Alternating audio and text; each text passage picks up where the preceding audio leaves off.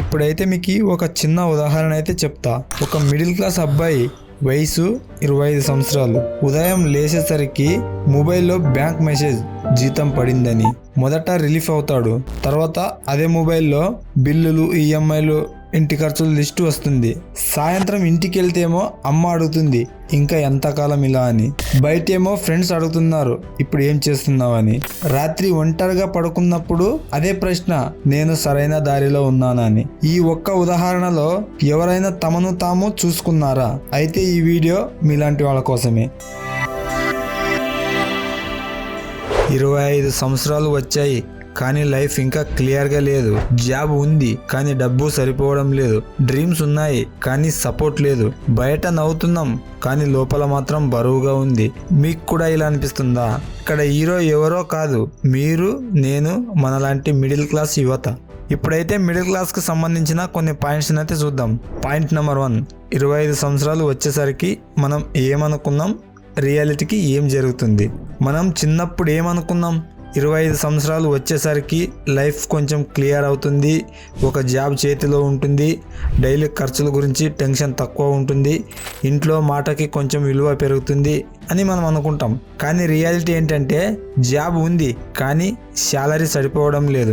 Degree ఉంది కానీ ఇంకా స్కిల్స్ అడుగుతున్నారు. ఇంట్లో అడుగుతున్నారు ఇంకెంత కాలం ఇలా అని.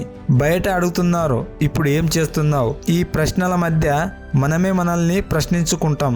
Second point, middle class financial pressure. Middle class అంటే డబ్బు రావడం కాదు, డబ్బు ఆగకుండా వెళ్ళిపోవడం. జీతం పడుతుంది, అదే రోజు ప్లాన్ అవుతుంది. ఇంటి ఖర్చులు, బిల్లులు, బాధ్యతలు. ఈ నెల జీతం ఈ నెలకే అయిపోతుంది. సేవింగ్స్ అనేది తర్వాత చూద్దాం అనే లిస్ట్లో ఉంటుంది. ఇది మన అలసత్వం కాదు, ఇది మన reality. Point number 3, mental pressure.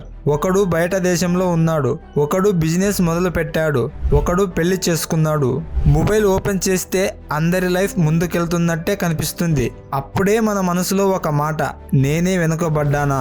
కానీ నిజం ఏంటంటే వాళ్ళ లైఫ్ వాళ్ళ టైంలో ఉంది, మీ లైఫ్ మీ టైంలో ఉంది.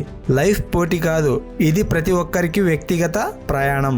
పాయింట్ నెంబర్ 4, ఎవరికి చెప్పలేని ఫీలింగ్స్. మిడిల్ క్లాస్ యువత ఎక్కువగా ఫీల్ అవుతారు కానీ చెప్పరు.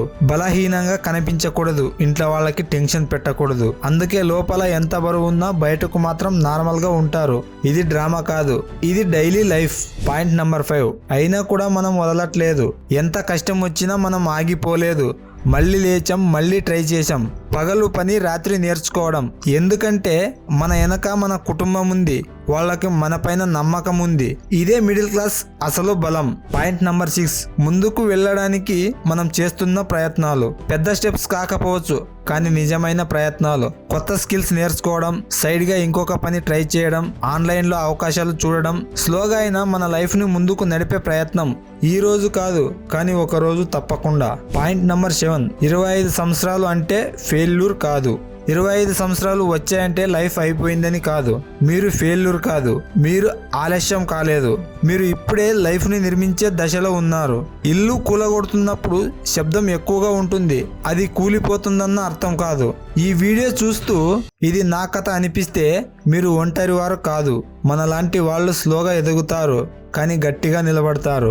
లైక్ చేయండి, కామెంట్లో నేను కూడా ఇదే స్టేజ్లో ఉన్నానని రాయండి. ఈ వీడియోని మీ లైఫ్ ఫీల్ అయ్యే ఎవరికైనా షేర్ చేయండి. ఇలాంటి real life middle class videos కోసం మన ఛానల్ సబ్స్క్రైబ్ చేసుకుని బెల్ ఐకాన్ ఆన్లో పెట్టుకోండి.